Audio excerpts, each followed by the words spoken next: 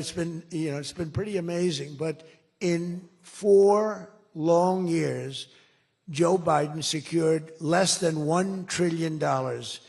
In 9 short months, I've secured $18 trillion to rebuild our factories, create hundreds of thousands of jobs, and bring back those beautiful words, made in America. So think of that. He did less than $1 trillion in 4 years. And in 9 months, we've done more than $18 trillion, okay? That's called success. And we think that by the end of the first year, it'll be over $20 trillion. So, and thank you very much. You helped with that little boost you gave us, that little increase. We appreciate it so much. We appreciate you. So as just one example, under the deals being signed this week, workers at GE Aerospace, I think he's here. Where is he? Stand up.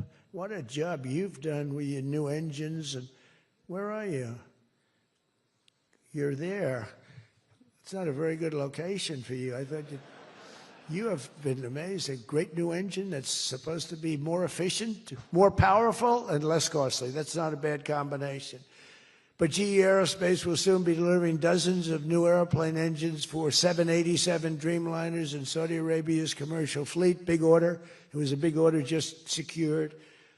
Every new job and every new factory created by these announcements builds up our middle class and really strengthens the industrial backbone of America. And, you know, I view it differently. I used to view it as it's great, great, great. The stock goes up. I view it, everything as jobs now because I don't care. I care about jobs.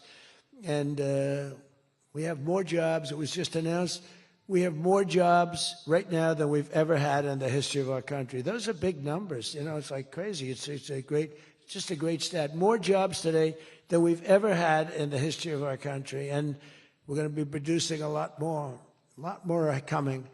In my first term, we built the greatest economy in the history of the world, and now we're do it again. But this is really bigger and better and stronger. The first term, we had what was considered the best economy that any president has ever had. That's nice. And we got hit with COVID, remember? And we did a great job with COVID, but that was a horrible thing for the whole world. The whole world suffered. Your country suffered. Everybody suffered. And despite that, we had the greatest economy. And before that, forget it. We blew it off the charts. I'll never forget, I met with pollsters the day before I got the news about COVID, but I met with 2 pollsters because we were starting to think about the next election. They said, sir, if George Washington and Abraham Lincoln came back from the dead and they aligned and they went for the president, vice president as a combination, you'd be beating them by 25 points. And then the next day I was told that something strange is happening.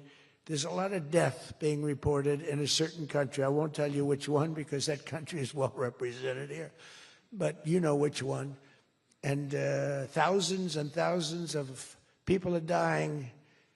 And I said, that's strange. What would that be? And it turned out to be a disaster for the world. There's, you know, nothing has been seen like that since 1917.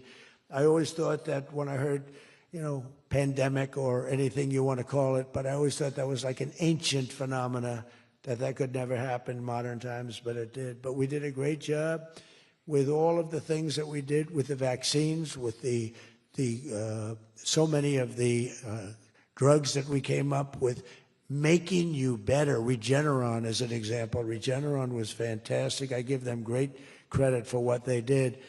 But we did great, and then we started doing the gowns and the masks and the goggles and the ventilators. We were sending ventilators all over the world. We became the king of ventilators. But what a period of time that was for all of us. But despite that, we had the greatest economy in the history of our we had the greatest economy in the history of the world. And I'll tell you, it was an amazing time. But this looks like it's going to be blowing